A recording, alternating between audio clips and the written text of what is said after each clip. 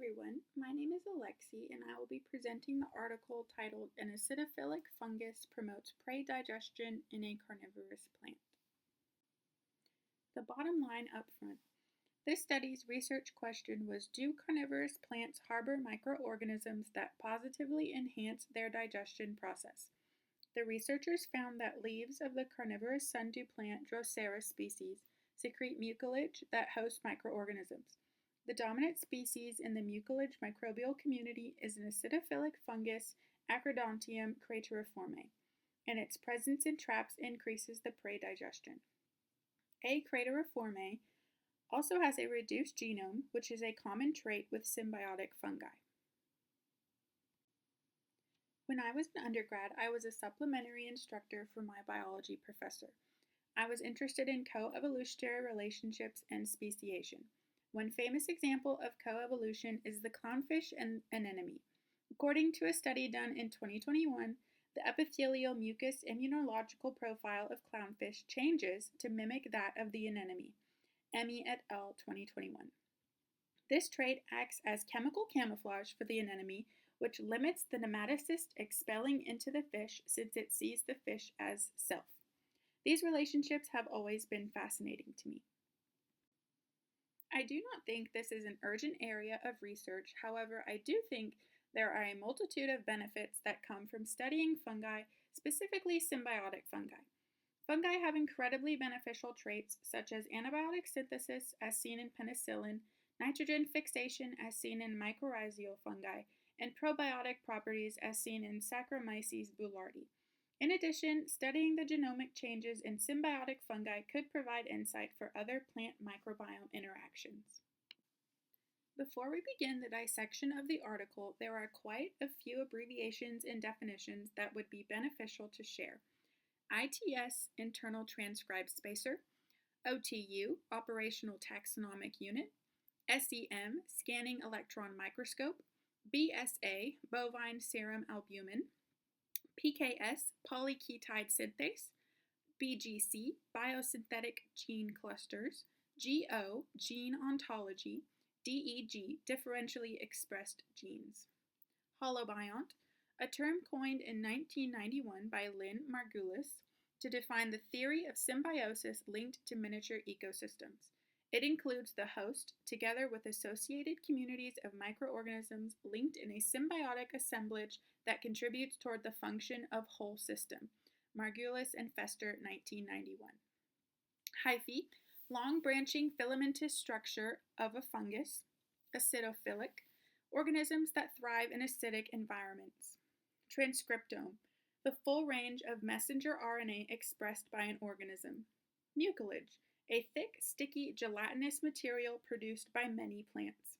Chitin, a fibrous substance forming the major constituent in the exoskeleton of arthropods and the cell walls of fungi. This is the carnivorous sundew Drosera spatulata that is the focus of this study. On the right is the full plant. They usually have 25 to 35 leaves, which are those wide green spatula-like structures. Another name for this plant is the spoon leaf sundew. On each leaf is a plethora of tentacle-like trichomes. These have those pink bubble-like balls on the tips, and that is where the sticky mucilage is secreted, which aids in prey capture. On the left, you can see the trichomes in greater detail. The trichomes fold down into the leaf as they capture the prey. This one just captured a fly. The mechanism is similar to closing your palm by closing one finger at a time. This study focuses on Drosera spatulata. Drosera is a genus known as sundews within Droseraceae, the second largest carnivorous plant family. Drosera spatulata is a sundew native to temperate and tropical regions, including Taiwan, and has a fully sequenced genome. The traps also act as a traceable system to examine responses to diverse stimuli in both natural and laboratory settings. The main study comprised of 92 mucilage samples collected from the sundew D. spatulata and surrounding non-carnivorous plants and mosses growing on cliff habitats across 3 sites in northern Taiwan, Shumei, Shuangkai, and Langmingshan. A supplementary study was done that involved multiple tissue and mucilage samples collected from 4 species of Drosera: D. spatulata, D. rotundifolia, D. angelica, and D. intermedia, across 3 continents: Taiwan, United Kingdom, and North America. This is a picture to help you understand the different sample sites for the study. The yellow arrow is showing vascular plants or non-carnivorous plants. The blue arrow is showing the carnivorous plant mucilage. The pink arrow is showing the mosses. Let's discuss the methods used in this study. The Shannon Diversity Index is a measure of the diversity of species in a community. The higher the value of H, the higher the diversity. The lower the value of H, the lower the diversity. This was used to determine the bacterial and fungal diversity for each leaf source location, mucilage, moss, and vascular plants. The Bray-Curtis Index is used to quantify the differences in species populations between different sites. This was used to find the beta diversity for bacterial and fungal communities at the 3 different sites. Oxford Nanopore is a gene sequencing technique that is ideal for large genomes. This is why the researchers chose this technique to sequence the fungal genome for A. crateriforme. Illumina sequencing was used to polish the fungal genome, perform 16S RNA sequencing, and ITS metabarcoding, so the microbial composition could be found at the different mucilage, moss, and vascular plant sites. Spliced transcripts alignment to a reference, or STAR, was used to sequence the transcriptome for both A. crateriforme and D. spatulata. This technique was new to me, but it was created in 2012. Hundreds of millions of short, 36 nucleotide to medium 200 nucleotide length sequences generated by such high throughput sequencing experiments present unique challenges to detection and characterization of spliced transcripts.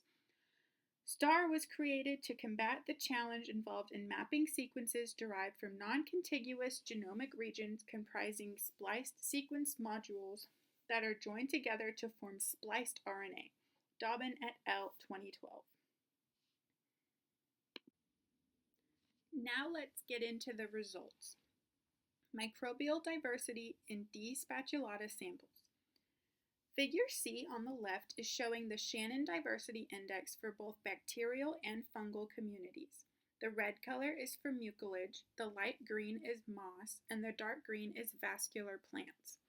Figure D and E on the right is showing the Bray-Curtis Index. These figures separate the samples by location. The circle represents Shumei, the triangle represents Shuangkai, and the square represents Yangmingshan. The ellipses were drawn at 95% confidence level within samples of the same plant source and site. The average bacterial OTUs was 580 and the average fungal OTUs was 604. The bacterial species diversity was similar between the sundew mucilage and leaf surfaces of co-occurring plants. By contrast, the fungal communities had significantly lower Shannon diversity than those in co-occurring plants. The beta diversity of microbial communities indicated significant differences in bacterial and fungal communities between leaves of Drosera and those of other plant sources. As you can see, the bacterial graph is very widespread. There's not a pattern there, but the fungal one shows significant beta diversity.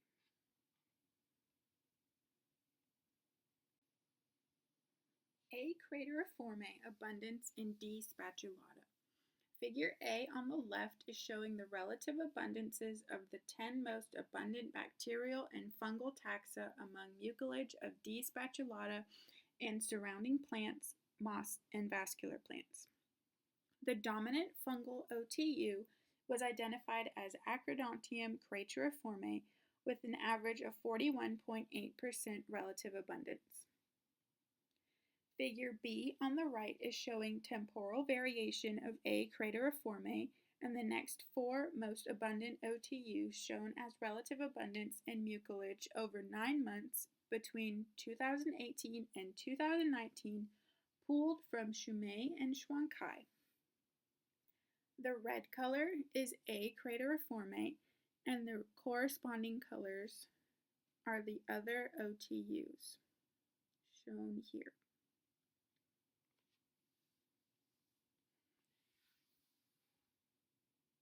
Monthly sampling of mucilage and ITS sequencing across 2 sites revealed that A. crateriforme maintained its status as the most abundant fungal species despite lower relative abundance during July and August. Figure C is showing the relative abundance of A. crateriforme identified from ITS amplicons from mucilage or tissues of 4 Drosera species sampled across northern Taiwan, United Kingdom, and North America. The red color is Taiwan, the cream color is the United States or North America, and the dark blue is the United Kingdom. To investigate the extent of A. crateriforme dominance in Drosera, researchers carried out ITS sequencing of sundew mucilage and tissue samples collected across 3 continents. This revealed A. crateriforme presence in all 4 Drosera species across all 3 continents. This suggests that Drosera A. crateriforme coexistence is well conserved and may be ancient.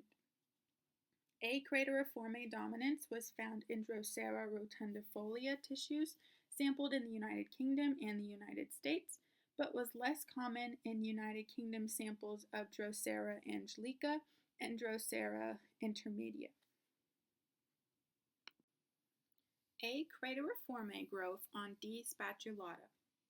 This figure is an SEM of D. spatulata plants. The top row is sterile D. spatulata plants grown in a lab culture.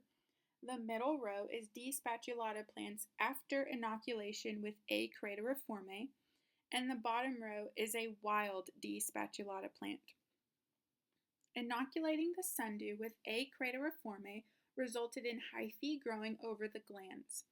The hyphae are the spiderweb-looking structures right here. This observation shows that A. crateriforme colonizes and reproduces on the sundew stalk glands, and the mucilage harbors free hyphae. Cultivation of A. crateriforme increased when P. dives ant powder was added to the medium, suggesting that this fungus can use insects as a growth supplement. P. herbarum growth on D. spatulata. The 2 most abundant OTUs from the environment of D. spatulata are A. crateriforme and P. herbarum. P. herbarum is known as a plant pathogen causing leaf spot in various crops, specifically tea crops in China. Figure A shows infected areas of D. spatulata 1 month post-inoculation with either A. crateriforme or P. herbarum. Figure B shows D. spatulata wilt. To examine the potential contribution of A. crateriforme to the sundew host, A. crateriforme was inoculated onto the D. spatulata plant leaves with no significant response in plant morphology after 1 month. By contrast, inoculating P. herbarum onto D. spatulata leaves at the same concentration resulted in plant wilt. The plant leaves inoculated with A. crateriforme had roughly 1% of infected area, while plant leaves inoculated with P. herbarum had roughly 25% of infected area. This suggests that A. crateriforme contains antipathogenic properties. A. crateriforme D. spatulata holobiont. Figure D shows reopening times of sundew traps with and without supplementation with different substrates or with inoculation with different microbiota. The green is a control, which are sterile Drosera plant. The red is A. crateriforme only.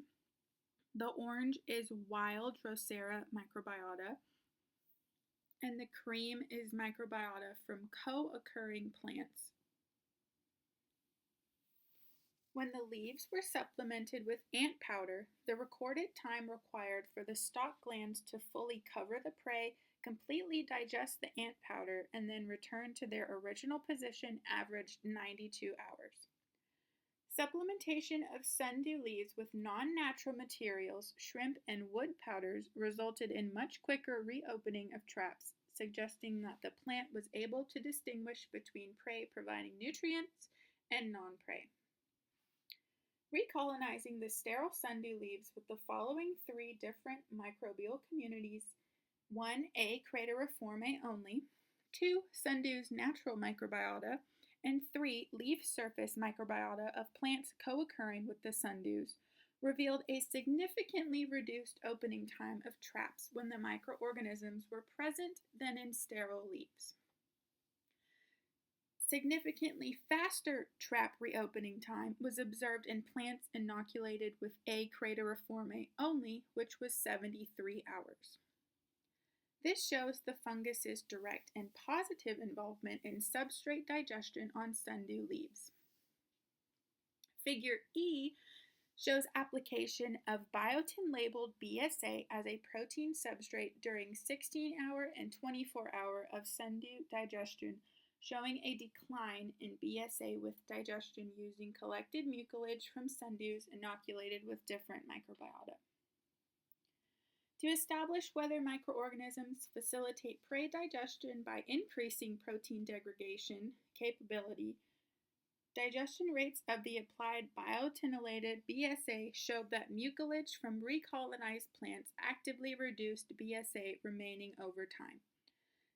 Significant reduction of BSA after 24 hours was observed in mucilage from sundews inoculated with only A. crateriforme. This emphasizes that more proteins were being digested with A. crateriforme present, and that A. crateriforme is a functional part of the sundew holobiont, enhancing digestion. Genome of A. crateriforme as an extremophilic fungus. Figure A depicts phylogenetic placement of A. crateriforme among extremophilic fungi denoted in blue branches. I also highlighted it for you in yellow for easy reading. The oval to the left depicts the amount of genes lost. So the larger the oval, the more genes are lost. To examine genetic potential for digestive functions, the full genome of A. crateriforme was sequenced and assembled using 10.5 gigabase of Oxford nanopore long reads and consensus sequences polished with Illumina reads. The final assembly resulted in 14 contigs. The assembly size of 23.1 megabase represents the first genome from the genus Acrodontium. A species phylogeny was constructed by coalescing 9,757 orthogroup trees, which placed A. crateriforme within a well-known group of extremophilic fungi species, including acidophilic fungi A. richmondensis and N. acidophila. The researchers functionally annotated the A. crateriform proteome to identify genes and gene families associated with metabolism. Among the extremophiles, inference of gene family dynamics indicated a relatively high number of losses in A. crateriform. Specifically, 2,977 genes were lost. A. crateriform has lost members of glycoside hydrolase 6, 11, 28, and 43, which degrade plant cellulose walls, and their losses have been implicated as signatures of symbiotic fungi. Figure B shows the genome description and functional annotations of the A. crateriform proteome. The genome is slightly bolder than the others and lines up with A. crateriform branch in Figure A. This line right here. Further specializations of A. crateriform include a high number of PKS clusters, which can be seen by this dark blue color here, and shows a large number compared to this square.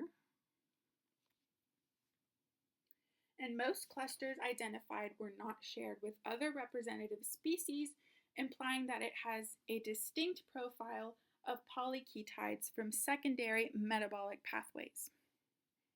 A. crateriforme encodes two peptidase neprosin domain-containing genes, which were absent in all representative species and rare in fungi. Neprosin was first discovered in Raffles pitcher plant as a novel peptidase capable of digesting proteins at low concentrations without substrate size restrictions, functions which may be valuable in prey digestion. Transcriptome of the D. spatulata A. crateriforme holobiont during digestion. Figure A is showing an overlap of upregulated or downregulated DEGs during digestion and coexistence for both species compared with baseline controls. Dark blue is digestion, light gray is co-expression, and dark gray is coexistence. To dissect how sundews and A. crateriforme respond to each other or during insect digestion, the researchers first characterized the baseline transcriptome from both species cultured under minimal nutrient conditions. These baseline data were then compared with two experimental conditions, application of ant powder, indicative of insect digestion, and fungal inoculation onto sundew leaves, replicating coexistence.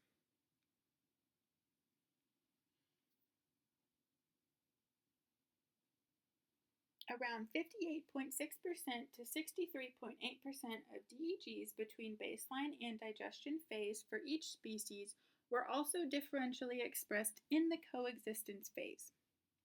GO analysis revealed that D. spatulata upregulated genes in both conditions were enriched in the secondary metabolic process, including response to chemical substances. This suggests that the majority of plant genes that were involved in defense mechanisms have been co-opted in the digestion process but still retain their ancestral functions. Figure B shows transcriptome profiling of the plant fungus holobiont during digestion with the fungus on the right and the plant on the left. Figure C is a schematic representation of the role of DEGs involved in the holobiont digestion in Figure B. And the colors match up. Figure C is showing the different colors here, and they match up with this one here. To elucidate the mechanisms of carnivorous holobiont digestion in a laboratory setting, the researchers further characterized the holobiont transcriptome following the addition of ant powder and identified 2,401 DEGs in A. crateriforme and 2,427 DEGs in D. spatulata. The majority of these genes fell into three categories: digestion, coexistence, or both digestion and coexistence. There was also a fourth additive category in which the genes were only significantly differentially expressed when stimuli from both the interacting partner and the insect prey nutrient source were present. More than half of upregulated DEGs in both species were designated in both or additive categories, suggesting coevolution and optimization of the plant holobiont transcriptome as a result of constantly encountering each other and insect prey. Within A. crateriforme, the highest number of DEGs were categorized as involved in coexistence, suggesting its primary role in species interaction, which you can see here.